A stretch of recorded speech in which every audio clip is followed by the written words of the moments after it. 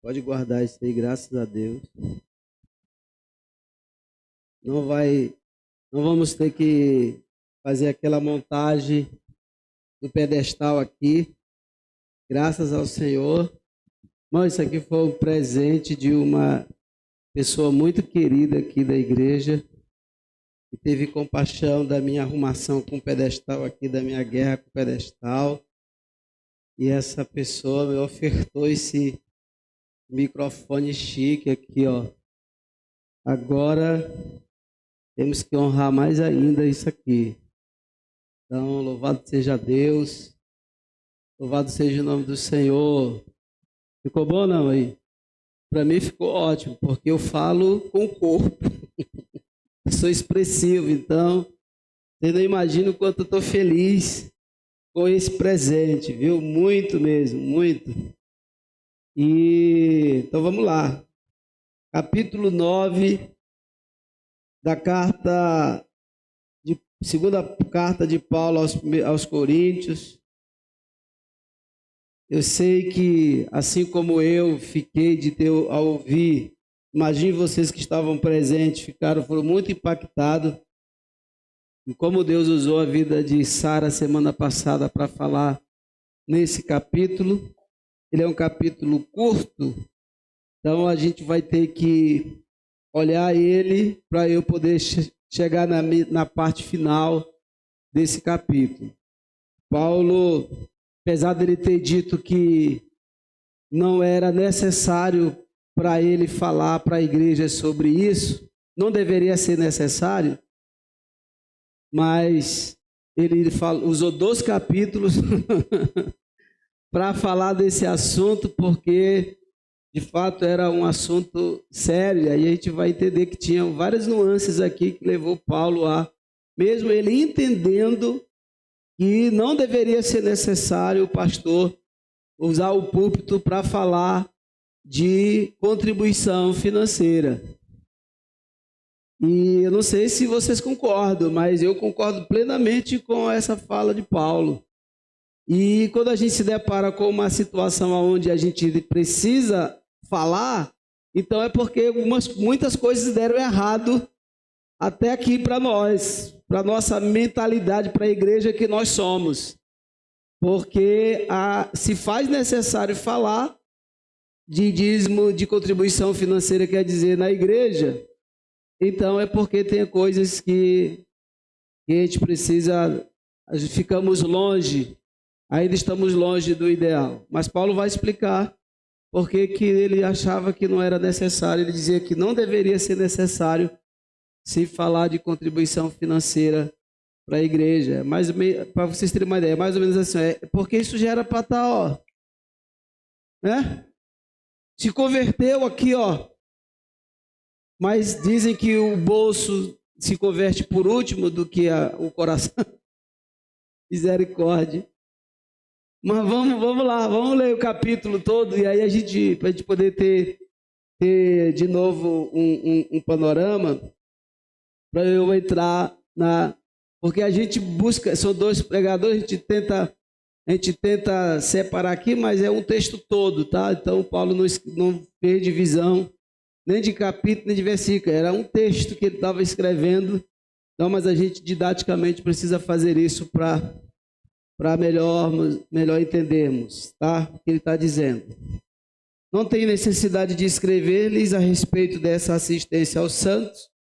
Reconheço a sua disposição em ajudar e já mostrei aos macedônios o orgulho que tenho de vocês, dizendo-lhes que desde o ano passado vocês da Acaia estavam prontos a contribuir e a dedicação de vocês motivou a muitos. Contudo, estou enviando os irmãos para que o orgulho que temos de vocês a esse respeito não seja em vão, mas que vocês estejam preparados, como disse que estariam, a fim de que, se alguns macedônios forem comigo e os encontrarem despreparados,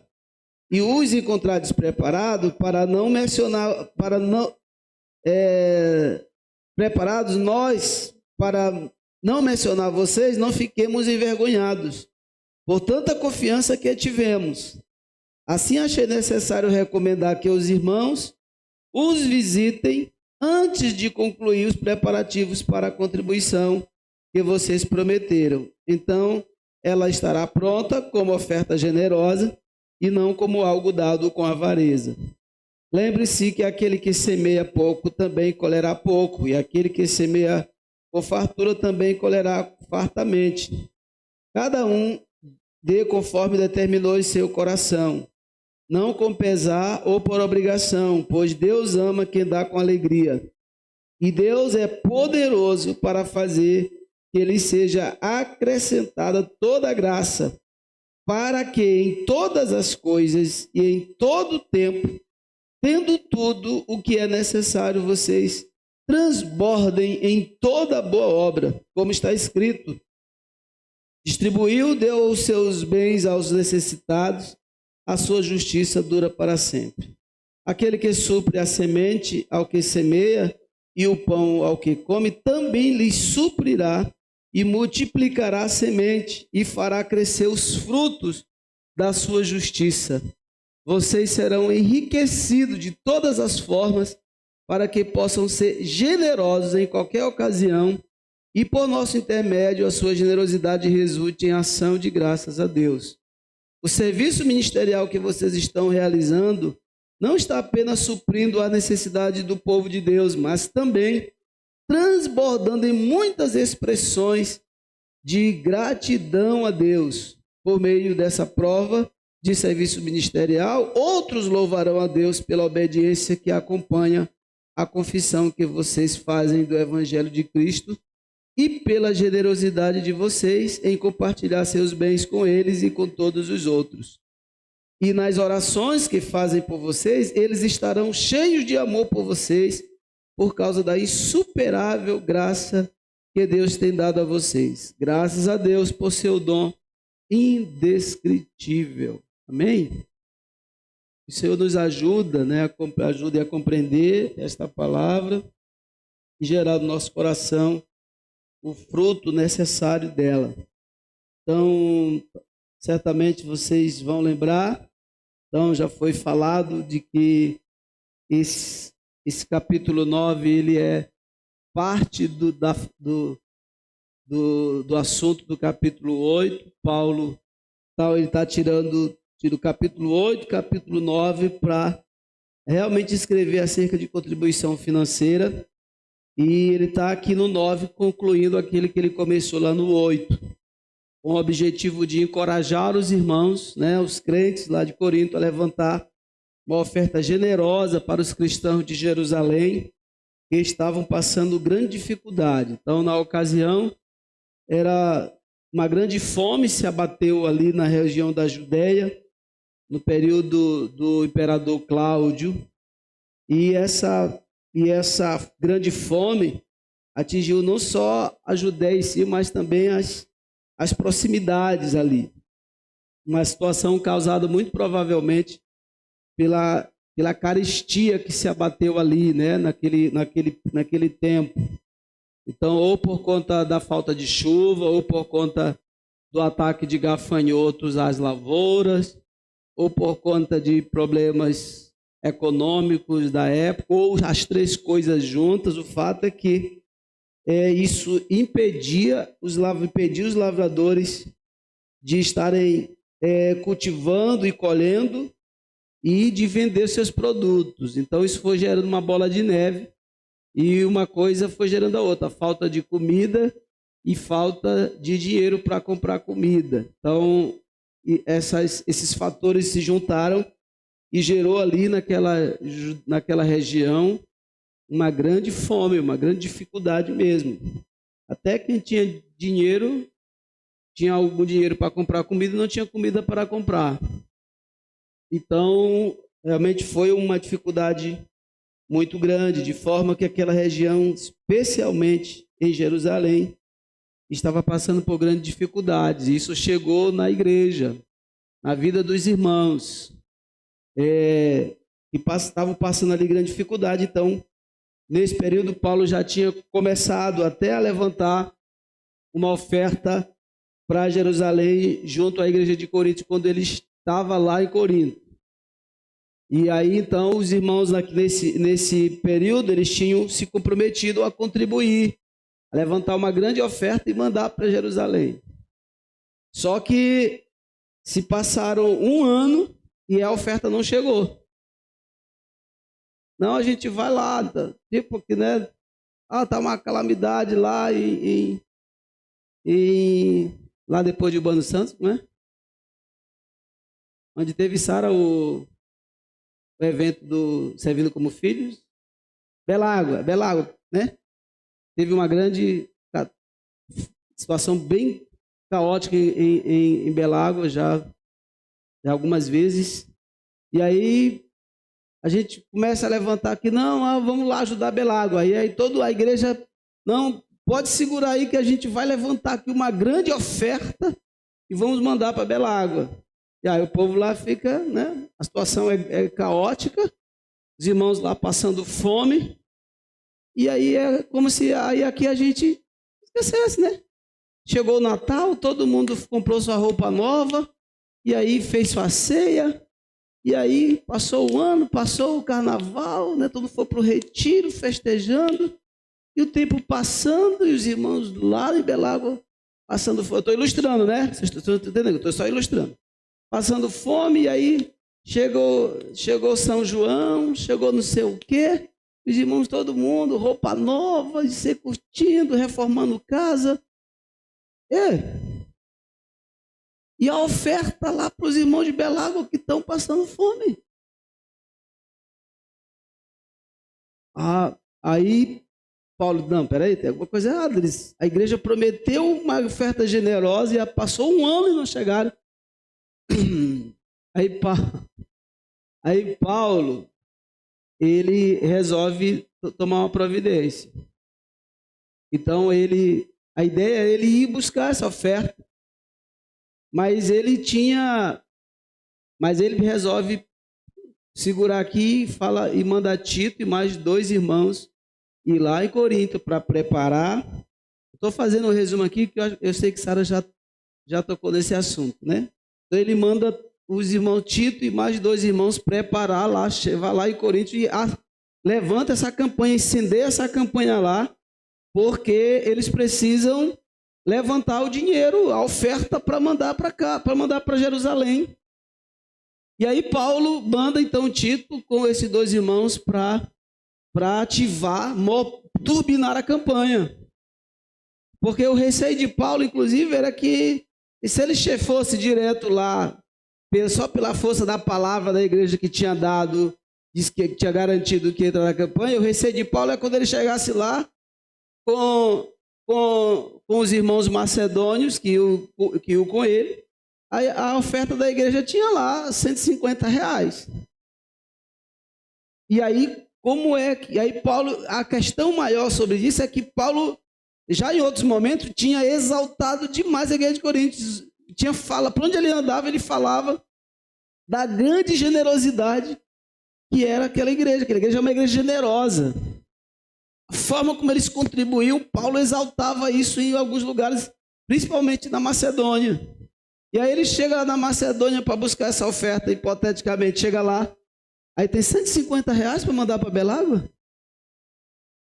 Então é isso que ele fala, que o receio dele passar vergonha levou ele a Tito, vai lá na frente com mais 2 irmãos aí, uma comitiva, e turbina aquela campanha para que essa oferta ela chegue com força, seja uma igreja generosa, digna da igreja que foi lavada e remida pelo sangue de Jesus. Vai lá, Tito. Aí Tito vai então para Corinto e vai então preparar essa oferta nessa campanha para que os irmãos mandem a oferta. E aí é nesse contexto bem aí que a Bíblia vai nos ensinar alguns princípios acerca de contribuição financeira. E eu estava vendo quanto foi impactante, né? Eu sei que os irmãos já foram muito impactados semana passada com esses princípios, mas esses princípios eles se estendem, vem desde lá do capítulo 8, Paulo nos ensinando princípios fundamentais mesmo, princípios impactantes e transformadores. São princípios que devem impactar a nossa mente e devem nos transformar a nossa visão acerca de contribuição financeira. Apesar de que é importante a gente lembrar aqui que essa era uma contribuição que os irmãos estavam fazendo, era de oferta de igrejas para ajudar uma igreja. Então, isso é importante vocês entenderem isso. Então, o que acontece? Ao longo do capítulo 8, são vários princípios, realmente a gente já viu aqui alguns no capítulo 8, já vimos uns aqui. Então, balizado nisso, o capítulo 9, Paulo ele entra nos ensinando algumas coisas que me chamaram a atenção. Uma delas é que aquilo que ele começa dizendo, que não deveria ser necessário o pastor usar o púlpito para falar de dízimo. Isso me chamou a atenção porque eu sempre tive isso mais intuitivamente. Mas quando eu olhei, lendo isso aqui, eu digo, meu pai, é isso. Não é só, assim, garanto para os irmãos que eu não tenho medo, não tenho receio. Alguns irmãos já até me cobraram, pastor, por que você, dando exemplo de outras igrejas, né? Como os irmãos fazem. Tem algumas coisas que eu fico vendo assim sobre isso, eu fico imaginando, cara, os caras não têm medo de morrer. Porque se Deus faz a metade, 1%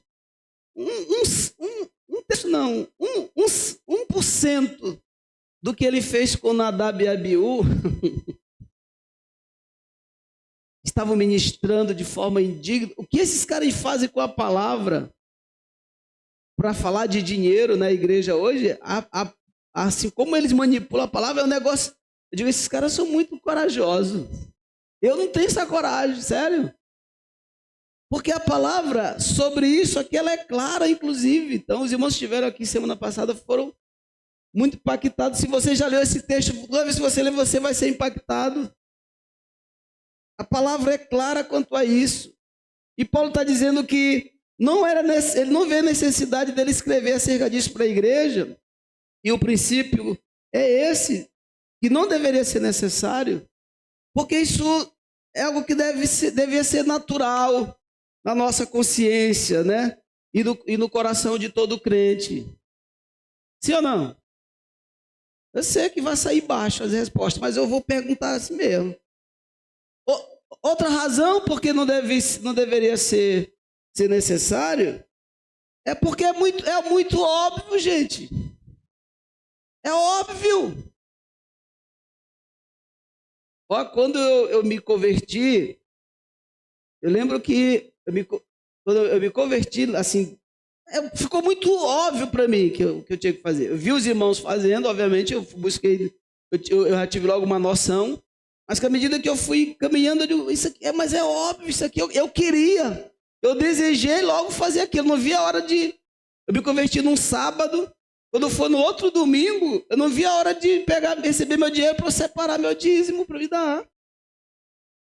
O meu irmão, ele se converteu uns 3 meses depois que ele começou a dar o dízimo dele. Ele me entregava o dízimo e eu deixava lá na igreja. Eu sempre dizia para ele, irmão, mano, um dia tu mesmo vai sentir a alegria de entregar o teu próprio dízimo lá na igreja. Eu dizia isso para ele.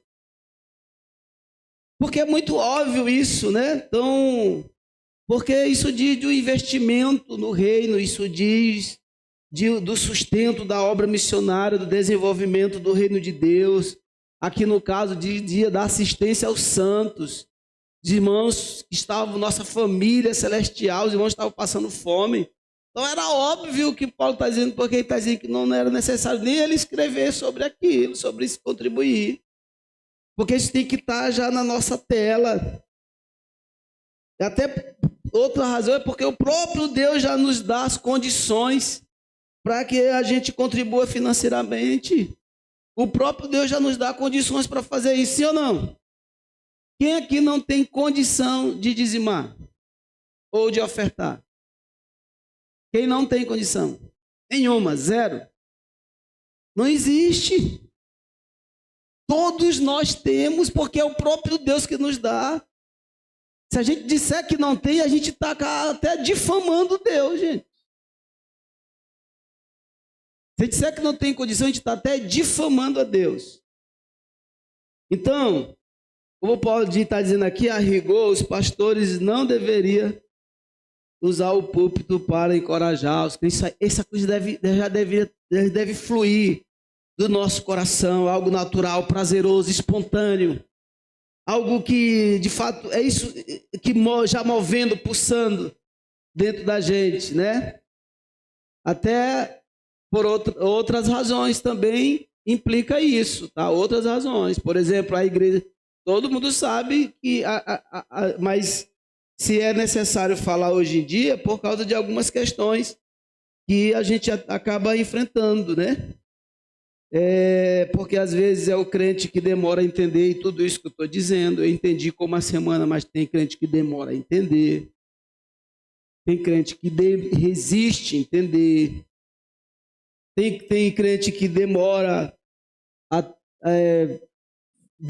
cumprir, né, esse dever como membro da igreja. Então, faz dia sim, dia não, às vezes mês sim, mês não, mês não, mês sim. Porque não está entendendo. Porque ainda não entendeu. Então, e aí, por que a gente tem que falar às vezes? Porque a igreja tem também um orçamento, tem compromissos a cumprir. A missão da igreja, ela não se faz sem dinheiro. E Deus sabe disso, por isso que Ele colocou dinheiro nas nossas mãos. O recurso que a gente recebe de Deus, gente, é uma incumbência, é uma confiança, é um voto de confiança, o dinheiro que Deus coloca nas nossas mãos. Ah, pastor, eu que trabalhei, então tá, não foi dele que veio? Claro que é providência dele, e essa providência, ela se torna também uma incumbência. É um voto de confiança. Você vai já entender como o Paulo vai terminar isso. Ele vai dizer exatamente isso, que é um voto de confiança.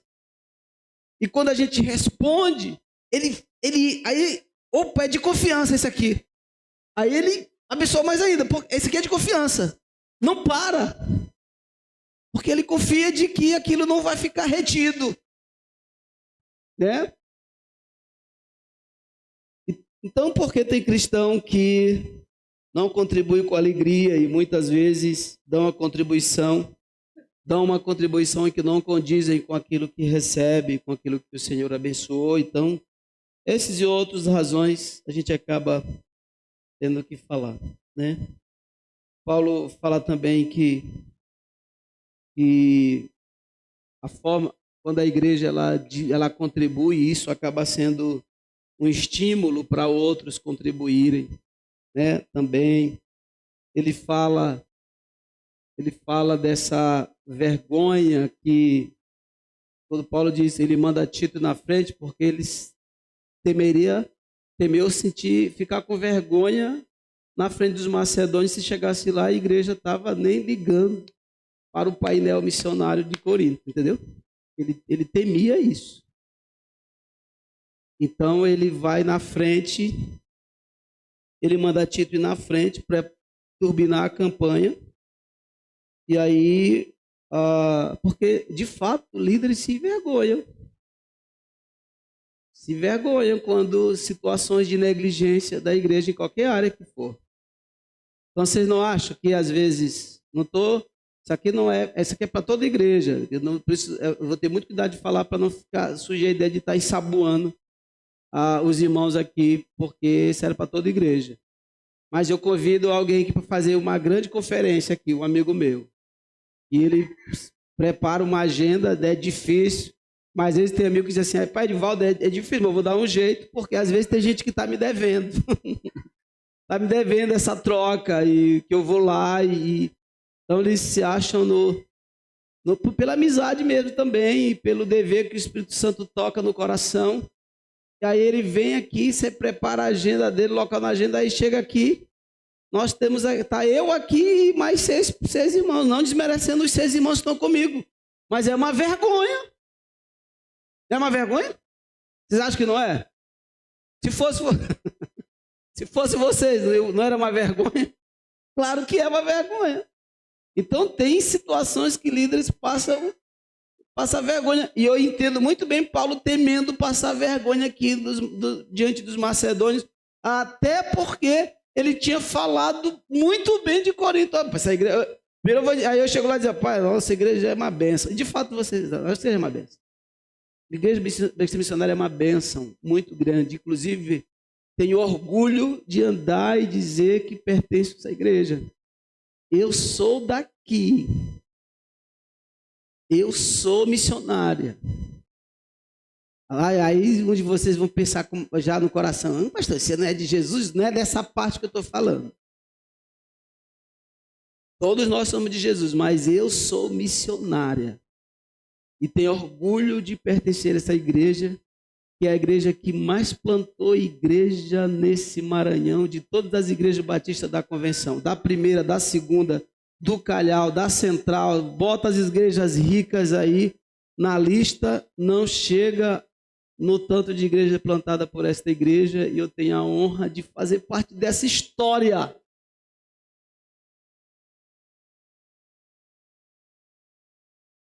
Mas, então imagine, por onde eu vou, eu falo da minha igreja. E aí, Paulo, por onde ele passava, ele falava de Corinto. Aí quando chega na hora de uma situação dessa, ele temeu passar vergonha.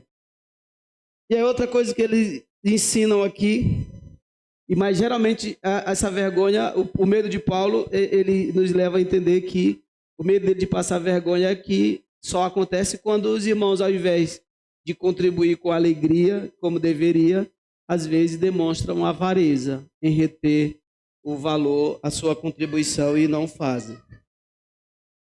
E aí Paulo vai dizer 6 e 7, né? Só para fazer, estou só fazendo a transição, tá, queridos? Para entrar na parte nova. Ele diz que a contribuição financeira segue a lei da semeadura, né? Segue a lei da semeadura. Então, a ideia de Paulo de usar esse ditado, esse provérbio, essa metáfora da agricultura, porque na época, no contexto da agricultura, essa lei era básica, era universal. Aquele que semeia, o que você semeia, você colhe. É uma lei universal isso. Na agricultura também era assim. Então, quem semeava pouco, colheria pouco, inevitavelmente. Mas quem semeava muito, colheria grande abundância e em fartura. Paulo faz essa mesma analogia em relação do campo espiritual. Ele está dizendo que a nossa contribuição, a nossa colheita espiritual sempre será proporcional à semeadura da nossa contribuição. Interessante como ele faz esse link da contribuição financeira com colheita espiritual. Né? Ele faz a analogia no 6, mas essa analogia do 6 só faz sentido, ela só é por causa do 7. Eu vou ler aqui, diz: lembre-se que aquele que semeia pouco também colherá pouco, e aquele que semeia com fartura também colherá fartamente. Cada um, aqui é que está o segredo, cada um dê conforme determinou em seu coração, não com pesar ou por obrigação, pois Deus ama o que dá com alegria. Aqui é que está o segredo. Aqui é que está o segredo. Porque a contribuição não pode ser uma negociata com Deus, não pode ser uma barganha. Então, o segredo está aqui. Não é o que você dá, o quanto, mas é como você dá. Qual que é a base motivacional de você estar contribuindo? É com alegria, é pelo zelo, é pela alegria, pela satisfação de estar servindo, adorando a Deus. Aí ele vai dizer isso, sim, isso caracteriza a abundância da tua semeadura. Aí sim, nessa base, você semeia muito, você vai colher muito. E aí talvez você pergunta, pastor, mas é possível semear pouco com alegria? O que vocês acham? Sim ou não? O valor pode até diminuir de acordo com aquilo que você recebeu. O que não pode ser diminuído é o quê? É a alegria de contribuir. Alegria, diligência de fazer, né? Isso não pode faltar de jeito nenhum. E aí ele vai dizer que, e aí o outro princípio que Paulo vai nos dar aqui é que depois que ele diz que essa contribuição ela deve ser uma atitude de devoção ao próprio Deus, ele vai dizer que o alvo da nossa contribuição é a justiça de Deus. E é aí que o próprio Deus vai garantir que tenhamos mais e sempre para continuar contribuindo. Olha aí. Quando o alvo da nossa contribuição é o próprio Deus, é o próprio Deus que garante que a gente vai continuar contribuindo. Mas, pastor, quando é que... Mas pode ser que eu contribua e o alvo dessa contribuição não é Deus? Pode ser que você contribua com medo de Renivaldo. Pode ser que você contribua porque tem receio de alguém saber que você não está contribuindo, aí você não dá. Aí então você dá porque tem que dar, né? Às vezes você dá. Teve uma pessoa que passou por aqui um tempo, ela dizia, uma vez ela estava no culto aqui, pastor Serginho e mais um outro que eu não me lembro, ficou passando perto dela e ela, na hora da oferta, ela se levantou e disse, ixi, chegou a hora do doído. Então, eu fico imaginando essa pessoa se arrastando lá de trás para chegar aqui e... Meu Deus do céu! Martírio, gente. Então, gente, é possível alguém dar e não ser com alegria. É preciso, quando Deus é o alvo da nossa contribuição, o próprio Deus garante que tenhamos mais e sempre. Para quê? Para continuarmos contribuindo. Gente, é esse que é o segredo. É isso que é o segredo da prosperidade. É a gente contribuir e ofertar na posição de ser um canal de Deus. É quando a gente está dizendo para Deus, Senhor, tu pode confiar em mim, que a tua riqueza, a tua bênção, de maneira nenhuma vai ficar retida em mim. Ela vai contribuir para que outros sejam abençoados também. É uma confiança. E aí o texto diz que, Paulo diz que, ele diz, e Deus que é poderoso para que seja acrescentado toda a graça, para que em todas as coisas e em todo tempo, tendo tudo o que é necessário, vocês transbordem em toda obra, em toda boa obra. Aí ele vai citar o texto lá de Salmo 112. Salmo 112, versículo 9, diz assim, ó, compartilha generosamente com os pobres, e os seus atos de justiça serão lembrados para sempre, e ele terá influência e honra. Então, um princípio fundamental aqui que Paulo nos ensina é esse. A nossa contribuição, Deus tem que ser o alvo da nossa contribuição financeira, irmão. Não pode ser o legalismo, não pode ser o pastor, o tesoureiro, o vice-tesoureiro, não pode ser o olhar dos homens. Não, isso não vai cumprir a justiça de Deus. Isso não vai subir aos céus como obras de justiça. Você tem que fazer isso, entender que isso, quando nós contribuímos, o alvo da nossa contribuição é o próprio Deus. Porque o que Ele nos dá, a provisão do Senhor, vem dessa relação dele conosco em particular. Então, outro princípio que Paulo nos ensina aqui é que o alvo da contribuição é a glória de Deus. Ele vai nos mostrar isso nos versículos seguintes, né? No versículo 11. Vocês serão enriquecidos de todas as formas, para que possam ser generosos em qualquer ocasião, e por nosso intermédio a sua generosidade resulte em ação de graças a Deus. O serviço ministerial que vocês estão realizando não está apenas suprindo a necessidade do povo de Deus, mas também transbordando em muitas expressões de gratidão a Deus.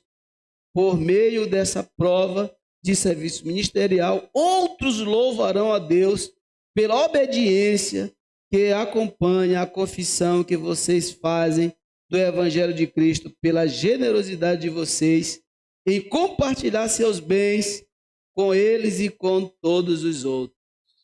Oh, Jesus, que poesia! Que poesia! As pessoas, elas aprenderão e se renderão a Deus pela sua contribuição generosa. Esse é o sentido central da nossa contribuição. É fazer o nome de Deus ser glorificado. É por isso que a gente entende que precisamos contribuir. E é por isso que tem que ser com prazer, espontâneo, com alegria. Porque isso vai... O contribuir financeiramente está para além do dinheiro, porque isso reverbera no reino, em pessoas louvando a Deus, pessoas se rendendo a Deus. Estava fazendo uma conta bem rápida. A nossa igreja, hoje, a Igreja Batista Missionária, ela tem espalhado na sua membresia de forma direta e indireta quase 4.000 pessoas.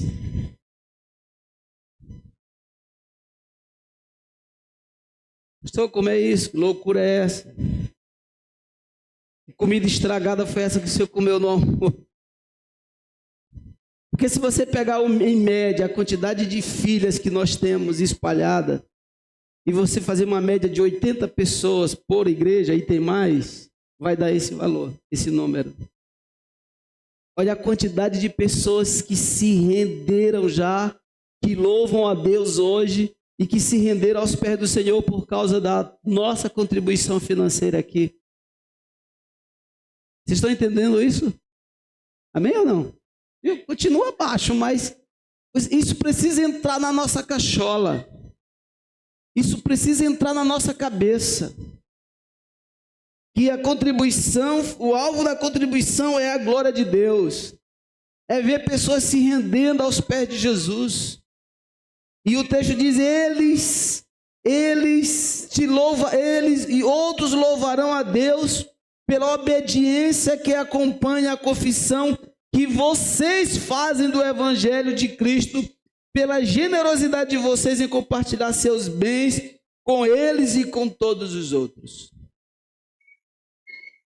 E por último aqui, irmãos, a contribuição financeira atrai orações sobre a vida de quem contribui. Posso ouvir um amém melhor do que os outros? A contribuição financeira atrai orações para aquele que contribui. Você sabia disso? Você sabia? Conversa com nossos obreiros para vocês verem se eles de fato não oram constantemente pelas nossas vidas aqui.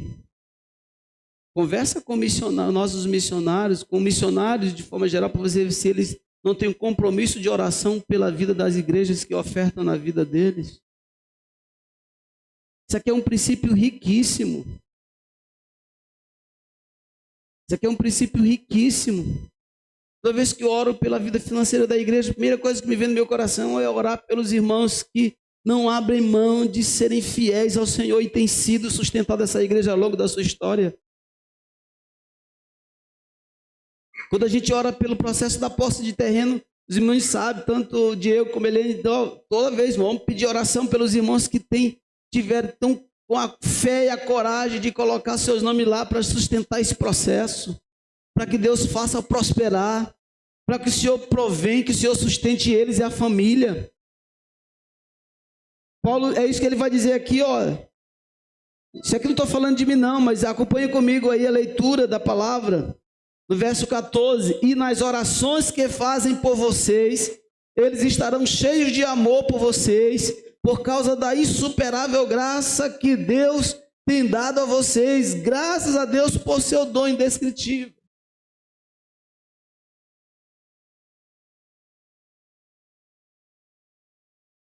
Esse é um princípio poderoso que acompanha, que a palavra de Deus nos ensina.